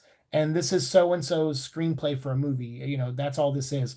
And I read it and I'm like, it's structured like a movie because they want to try to sell the movie rights. They know that's where the money is. There's no money really in comic books. You're going to struggle working, book to book on comic books for the most part. But for doing a movie, make a lot of money off that, obviously, in residuals and royalties. So these guys structure their stories like movies now, and I hate that because comics are a completely different medium. They should not follow a three act structure. They should be more fluid in different ways. Like if you want to tell a story in 20 issues or 2 issues, you should have that freedom to do so. Like it and that should be like a complete story, not. And a lot of people now when they write stories like Donny Cates, and because Jeff Johns did this, they write episodically, almost like they're like, all right, I'm the sole showrunner of a TV show. I'm going to write Venom for 5 years. Here's my 5 year plan. I'm going to write Green Lantern for 8 years. Here's my 8 year plan. And it's like they write like that. But Jeff didn't start off like that with Green Lantern. He wrote Rebirth and then co-wrote Recharge and then brought back the Green Lantern book. And only after it was majorly successful did he start pitching his stories 3 years in advance. He's like, all right, now that we're leading the Sinestro Corps War, this is my next idea. But now I have an idea for Blackest Night past that. So these are going to be my points. And then after that, War of the Light, the first Lantern, and he so on and so forth till he ended his run. So it's like you gotta, that's what I mean. Like it's like everyone now though comes in with like 5 year plans, and it's like just start your story and see where it goes organically. Because a lot of people I don't think are good at that 5 year plan thing. But yeah, adapting things, it's just different. They're different mediums. You have to pace things differently. You have actors involved. Actors are going to want to bring something to the character that maybe isn't there on the page. It's more collaborative even than a comic book is. A comic book is a writer, an art team, and editor. So maybe like 6 or 7 people, and maybe a couple bigwigs will have a say in it. So you have 10 people max working on a comic book. Sometimes, maybe sometimes more, but a movie you have 1,000 people that make a movie, and that's why. It's because you just look at the source material and you go, I'm going to take inspiration from this, but I'm not going to, but you can't directly translate it because you want to bring your own style to it. You want to bring your own thing to it. So I don't know. I see where you're coming from. I know the question you're asking, but it's not a simple answer. Even my answer is like one of 1,000 answers. That's why video game movies are so horribly translated too, is because they focus on the wrong things. That's why. I think whenever things aren't done well, it's because they focused on the wrong things. They didn't focus on things that make the story important or make what appeals to people. They didn't focus on that to make that important. Mind Bomb and It's a Wonderful Life are awesome books. Warren Ellis got in trouble for how brutal he wrote Mind Bomb. Yeah, exactly. But I like those books too. Yeah, they're great. And so I'm not saying Carnage can't work in rated R. I'm just saying, when I see people go, it has to be rated R because it's Carnage, you only can do them in rated R. It's like, but he's like 98% of his existence has been in things that kids could read. So that's why I'm just like, I don't understand that criticism. Did Absolute Carnage end? It will next week. Next week is the final issue. The final issue comes out next week. That, and there's a Captain Marvel one-shot that ties into it. So those will come out next week. I'll review them probably together. And then there's Venom number 20 is the epilogue to the whole story. And that will be the last Venom book that I buy monthly because I am not a fan of what's been going on. And I'm tired of spending my money on stuff that I don't like. I'd rather keep up with the Green Lantern book by Grant Morrison. I'd rather keep up with Curse of the White Knight by Sean Gordon Murphy, the Batman book. I really like those books. I think they're really awesome. I'd rather keep up with Nick Spencer's Spider-Man and the 2099 stuff. I'm intrigued to read the Iron Man 2020 stuff. Dan Slott's like hit or miss with me, but I grew up reading that Machine Man miniseries when I was a kid, and by Barry Windsor Smith, and I love the Iron Man 2020 character. So I'm hoping, and with it being the year 2020 next year, I think that's cool that they're bringing that character back, and they're going to make him Iron Man for like 6 months or something like that. So I'm interested to read that even, and if it's not good, it's like, well, at least I'm reading something different. So I'm not going to read current Venom books anymore after this. I didn't really mean the structure. I was a bit more talking about the story. I was just getting a little bit tired of saying that's how it is in the Oh, I see. No, I know what you mean, but no, that's what I'm saying. So like a story, it's like, I don't know, if someone came to me and said, hey, like Green Lantern's my favorite, comic book character. If someone came to me and said, you're going to write a Green Lantern movie, I would not pull from one story that I love and translate it exactly, because I know, and like a lot of filmmakers know, all right, everyone loves Lethal Protector, but there are other Venom stories that people also like, and the character's been around for 30 years. Batman has been around for 80 years. Green Lantern's been around for 60 or 70 years, 70 years, I think, 70 plus years. Or maybe 60 years. Maybe I'm thinking 60 years. So anyway, these characters have been around so long. So you almost owe it to, or you feel like you owe it to all the fans to put something in there from their era of the character. And so, like, if someone said, "Hey, Seek, what's your favorite Green Lantern story?" I'd be like, "Well, I like Secret Origin. It's an updated retelling of the origin of Green Lantern by Jeff Johns. I love that one." But I would not make my movie beat for beat that story, because one, that story's already been told and it's great, and I would want people to go read the comic version. But two, I'm going to need to change some things. It's a little too dense in certain areas. It's paced a little differently. It's not paced like a movie. And I'm not here to make a 3-hour Green Lantern movie. Nobody will go watch that. So I got to figure out, you got to work out these things. You got to work out these beats. So you can't really just direct translate something. They tried that with Watchmen, and even that they still had to change they changed the ending still. And that didn't make like a ton of money either. Zack Snyder, and I like that movie. But I don't know. I think there's just, like I said, there's a lot that goes into making a movie, and it starts with story. But you have too many people collaborating and adding things. So if movies were made by one writer and that writer was also the director and they did everything themselves, they were multiple man and they could be the cast, the crew, and everything, you would get a direct translation of something if they wanted to make one. But otherwise, it's like it's almost impossible to do that, unfortunately, because I also like the idea of translating and getting new stories. I think that's better than a direct adaptation. The first comic I ever read was Batman Aliens. Holy cow, that's awesome, Suki. The first comic I read was a X-Men comic that Jim Lee drew, that it said "Together Again" for the first time. I think it was Uncanny X-Men 268, something like that, 270. It has Captain America, Black Widow, and Wolverine on the cover, and it shows Captain America and Wolverine in World War II, I think, going back and saving a young girl from like a camp that Nazis had, and she was from Russia, because I think at one point the Russians went and invaded, the Nazis went and invaded Russia at one point, or tried to, and it didn't go so well. And so this was story set during that period, and Captain America and Wolverine rescue a young girl who's like 5 or something, and then that young girl grows up to be Black Widow, and so the story jumps between present day and the past. And that was like the first comic I read, and then I had a stack of comics, but that was the one that was on top, just happened to be. And I read that, and then I went in from there. I went into Spider-Man: Kraven's Last Hunt, and then I was banned from reading Spider-Man anymore because that book ends with a suicide. And my mom was like, "Oh my god, I thought Spider-Man was like for kids," and and that was still a PG book, rating wise. And then there was like some Crisis on Infinite Earth stuff was in there, so I saw like Flash die, and Supergirl die and stuff. So yeah, that was my era of comic books. Machine Man wasn't in that pile, but was soon after I bought Machine Man, because I love the artwork. Barry Windsor Smith's art when I was a kid I was like, oh my god, this guy's art is amazing. Yeah, that is awesome. That's a good first Batman Aliens. That's cool. I didn't really oh yeah, I read that. I don't blame you, Seek. After this event, I'm going to catch up on other books. That's what I want to do. I just want to read other things, because I gave up like 7 or 8 monthly books, or maybe even more than that, maybe 9 or 10, just to read all the Absolute Carnage tie-ins, just so I could do this show this season and wrap up this season. And that was a lot, and that was a lot of money I spent on books that I just mostly felt okay about. And the weird thing is, the tie-ins I think are better than the main book. I think each issue of Absolute Carnage has gotten exponentially worse. So I'm hoping 5 ends on a high note.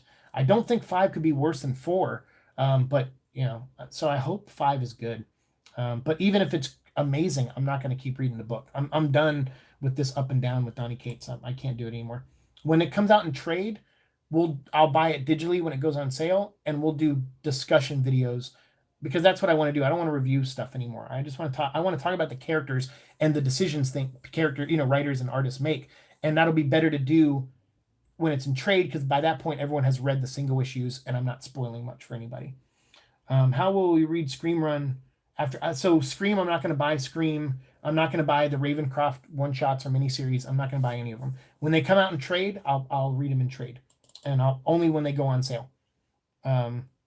I keep buying Amazing Spider-Man, but I've checked on this story. Spencer refused to end that Kindred story. I didn't care. That's the thing, is that's the one thing that intrigued me at first, but now that we're like 30 plus issues in, I'm like, if this reveal isn't good, because he's gone past the point of no return. Like, if you do a story like Hush, you can reveal who Hush is at the end of 12 issues. And it's like, okay, whether you're satisfied or not, you're like, all right, I didn't wait that long to find out who it is. And you build that anticipation, like Jeff Loeb did with Long Halloween and stuff like that. So it builds that anticipation. When you go 30 plus issues, I don't even care if they come out twice a month. It's like Tom King did that. He waited 50 issues to maybe have Catwoman and Batman marry, and then he chose not to. And people just got pissed. They were like, if you did this at issue 12, I wouldn't be as mad. But you waited till issue 50 to do it. That's the thing with Nick Spencer. If this reveal isn't amazing, everyone's going to turn on him and they're going to hate his run. So I hope he has a good plan. Oh, I missed that message. I don't know what you wrote, Diamond. I'm so sorry. I missed your message. If you need to repeat it, let me know. I don't know why is it retracted? Did you say a swear word? There might be a thing about swear words now on YouTube. They changed their rules recently, so I don't know. I didn't read your comment though, so I'm sorry I missed it. Which is why I like anime adaptations of video games more, as they tend to focus on the right things that make up the plot. That's the thing, is like I said, comics, you're better at doing a comic book adaptation of a video game than you are a movie adaptation. You just have because there's less people involved. And so yeah, so even manga, like manga will do better adaptations of video games too. I read the Resident Evil manga. It's okay. I mean, it's all right. I don't think they've really pinned down what makes Resident Evil interesting, because the comics and the movies don't get it. I feel even the manga, I'm like, I don't get it. Or you guys don't get it. At least not what makes Resident Evil interesting to me. And then when I do my streams of Resident Evil and I talk about what I like, other people go, that's what I like too. And I'm like, all right, so I'm not alone. Like, people are intrigued. I like Resident Evil 1, the movie, should either be a prequel about the house, and you have like the Spencer family there, or Spencer there, and the Trevor family, the architect. You either do a movie about that for your prequel, or your first Resident Evil movie is like Predator. That's what I've always thought. That Predator is such a great movie in the sense that it starts off, it's these commandos that are tough badasses, and they go in to do this like one job where they're like, all right, we got to go and interfere with this this cartel that's going on, and we got to do this. And then the movie, that's where the movie starts, and that's what they think their mission is. But then by the end, they're caught in like a slasher flick sci-fi movie, and so it completely changes tone, after like the first act of the movie. That's what Resident Evil should be. It should be about a team suiting up, going into the Arklay Mountains because they heard about a potential cult of cannibals that are living in the woods that are eating like joggers, and like there's like kids missing and stuff, and they're like, we got to get involved. We're a special forces team. We got to go and investigate this. And then they get out there and they find out that it's a house full of science experiments, and they're caught in a sci-fi movie where there's a tyrant monster that's chasing them. Like, that's what Resident Evil should be. It should be like Predator. And everyone who approaches Resident Evil completely misses that fact. Do you watch Spider-Man fan films, including ones of Venom? We did watch that one Venom fan film, Truth in Journalism. We watched that, we did a reaction video to it, and the director of that even reached out to me, and I'm trying to pin him down for an interview too. Hopefully I can do that one day, because I loved his short film. No naughty words for the children. I marked my channel not for kids. I didn't put that I'm a mature channel though, but I feel like my content, yes, we talk about things kids watch, like Spider-Man and Venom and Batman and stuff, but I feel like our conversations are a little bit more in depth than what someone younger than 13. Like, if they're younger than 13 and watching it, like that, it makes me feel good that you want to see like how movies are made and want to learn more about stuff like that. But I feel like I cater maybe to the 13 plus audience. So I marked my channel and all my videos just not safe for kids. I think that's going to get me demonetized. According to the new rules, I don't know for sure, but at this point, I don't care. I mean, I'm not really making any money. I think super chats still work, but like I said, I'm going to create a Patreon next year, and I'm going to do like podcast stuff for the Patreon, and hopefully I'll make a few bucks at that. But all this stuff I just kind of do for fun, and it connects me to you guys. So at this point, I've actually stopped caring about making money. Like I used to care about it, and I'm like, oh, I can't wait till I get my first check from YouTube and all this stuff. But now I'm just like, I'm like, yeah, I have more fun doing it now. It means more to me to do that. I still like Resident Evil novels. Yeah, those are great. And again, that's like one person working on it, and and then and then like with a couple editors. So yeah, the novels are great. Um, the Swordsman did not like the novels, I guess, but yeah, I did like the novels. SD Perry did a pretty good job of translating at least the spirit of Resident Evil, even though I feel like in the original novels that take place in between the games, I feel like she kind of lost the plot a little bit there. I didn't really like what she did with some of her original, like Caliban Cove and Underworld. I didn't really like that much, and I felt like Code Veronica was really reduced. I wish they waited. I think they had to rush that because of the license was going away. And then Resident Evil Zero also novel I didn't really like that much. But the first novel and the second novel I liked the first novel and the third novel that was based on the second game. I like those two a lot. I thought those were great. I've read the first novel probably like 6 or 7 times now. Why would a channel about slimy monsters be for kids? I'm not complaining. You can still watch if you want. Just avoid YouTube Kids at all costs. Well, yeah, I mean, the thing is with the stuff we talk about and the level of stuff we go to when we talk about stuff, I just feel like it'll be over most kids' heads, and I think most kids under 13 will just go, "Well, that's not," they'll have like short burst answers, and it'll sound very whiny, and it's like, yeah, I don't want to. You can't have a conversation with that. So yeah, hopefully, so that's why I marked my channel 13 plus.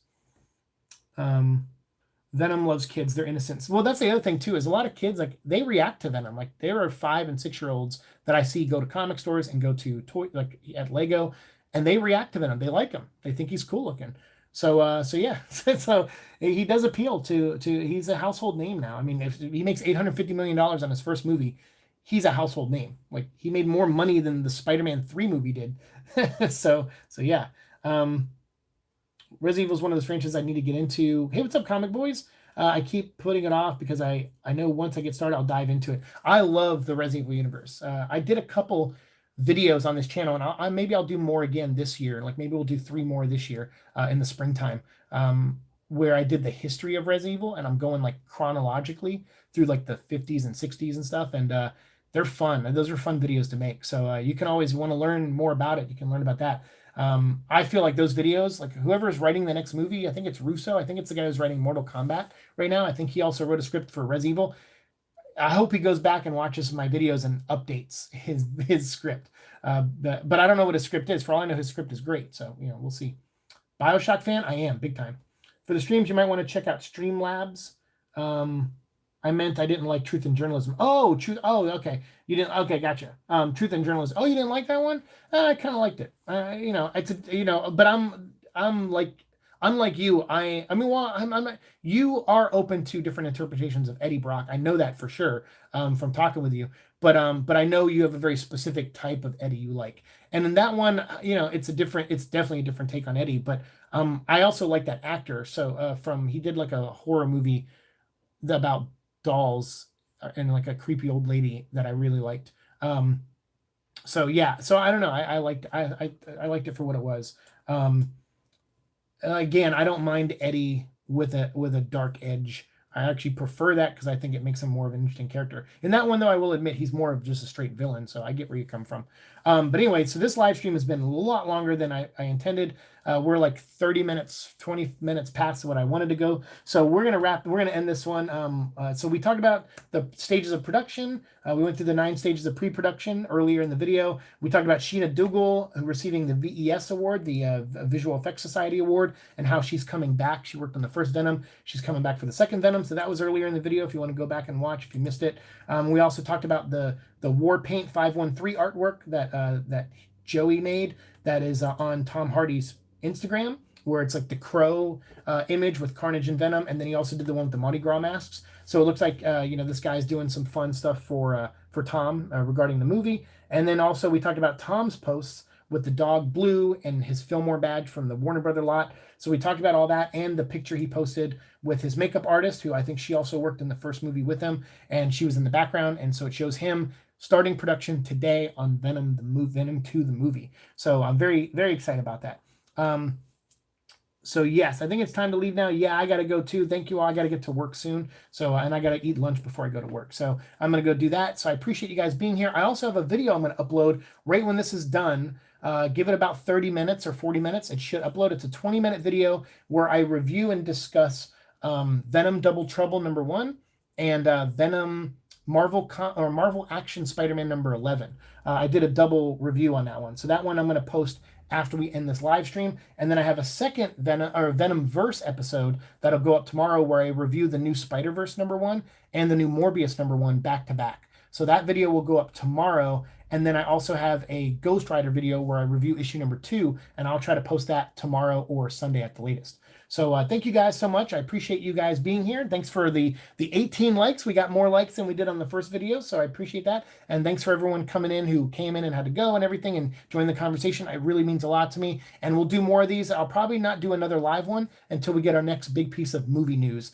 So it might be like another week or two unless something comes before then. But next week, I'm going to do 2 DC live streams. I'm going to do a Batman live stream and a DC Universe live stream. So those will be coming up next week. So Comic Boys, Suki, Lonely, Elad, Georgie, Swordsman, everyone else who came in, Angel who popped in earlier, Eddie's Mullet, all you guys, Diamond.